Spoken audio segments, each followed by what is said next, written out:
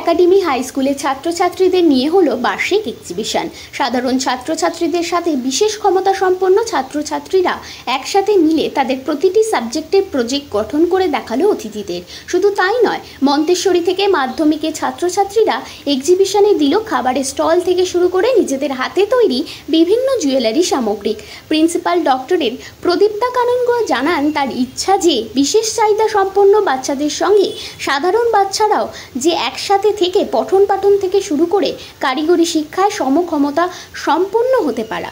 দীর্ঘ 11 বছর ধরে ডক্টর মারিয়া মন্তেশ্বরীর স্বপ্ন ছিল সাধারণ এবং বিশেষ চাহিদা সম্পন্ন ছাত্রছাত্রীদের নিয়ে নতুন কিছু করে তাদেরকে সমাজে স্বাভাবিক এবং সুস্থ জীবনে ফিরিয়ে দেওয়া। সেই লক্ষ্যেই প্রিন্সিপাল ডক্টর প্রদীপ্তা কাননগো কাজ করে চলেছেন সাধারণ এবং স্পেশাল অ্যাবিলিটি 150 জন ছাত্রছাত্রীকে নিয়ে। এই বার্ষিক প্রদর্শনীতে উপস্থিত ছিলেন ডিস্ট্রিক্ট ইন্সপেক্টর সঞ্জয় চট্টোপাধ্যায় এবং প্রধান অতিথি হিসেবে উপস্থিত ছিলেন সর্বশিক্ষা মিশনের চেয়ারম্যান কার্তিক মান্য সহ আরও অন্যান্য ব্যক্তিরা।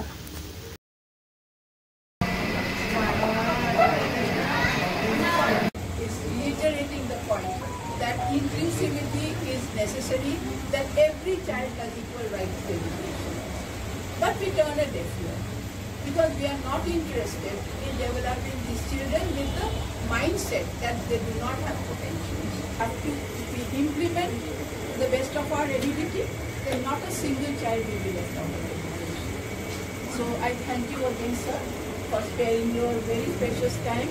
And I do hope after seeing our exhibition and our display, you will be convinced that we are doing our best for our children and we are always open to suggestions. So we would look forward to your kind help and suggestion in the future. Thank you once again.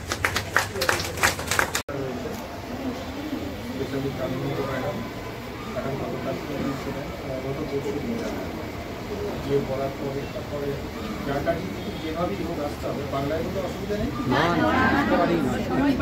আমার বাচ্চাদের madam last একটা sentence বললেন, প্রত্যেকের individual needs অনুযায়ী তার curriculum হওয়া উচিত।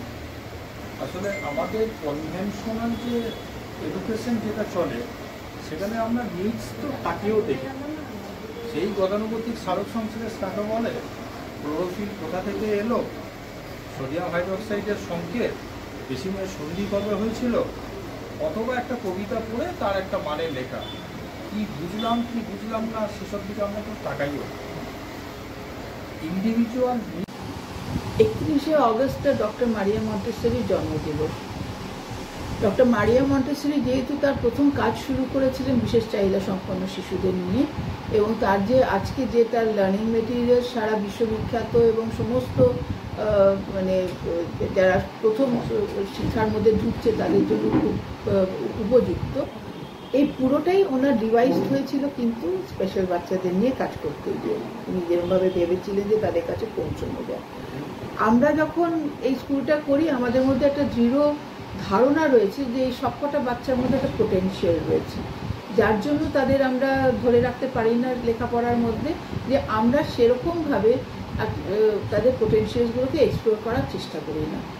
উনি যেরকম বলতেন যে একটা ডুবুরি যখন ডুব মারে করে সে একটা ঝিনুক তুলে আনলো, তার মধ্যে থেকেই একটা মুক্ত বেরো। এবছর যে বার্ষিক অনুষ্ঠানটা হলো আপনাদের, কারা কারা উপস্থিত ছিলেন?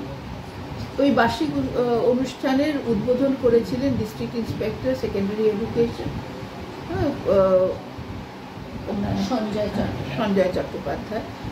আর পরে এটা প্রত্যেকবারই উনি আমাদের উৎসাহ দেওয়ার জন্য যিনি আসেন, চেয়ারম্যান সর্বশিক্ষা মিশন মিস্টার কার্তিক মান্য। কত বছর ধরে আপনার এই প্রয়াস চলছে? 11 বছর হয়ে গেল। এই যে টিচার্সরা যেরকমভাবে আমাদের এখানে 1:1 অ্যাটেনশন দিয়ে তারা তৈরি করে, আমাদের সার্থকতার সবচেয়ে বড় প্রমাণ হচ্ছে আমাদের 7 নম্বর ব্যাচে এবার যাবে মাধ্যমিকে, এবং আজ পর্যন্ত যারা গেছে তাদের মধ্যে 50% হচ্ছে বিশেষ চাহিদা সম্পন্ন যারা আমাদের কাছে এসেছিল। তারা আজকে ডেভেলপড হয়ে বোর্ডের পরীক্ষা দিয়েছে, West Bengal board of secondary education. বার্ষিক ফলাফল কেমন হচ্ছে তাদের?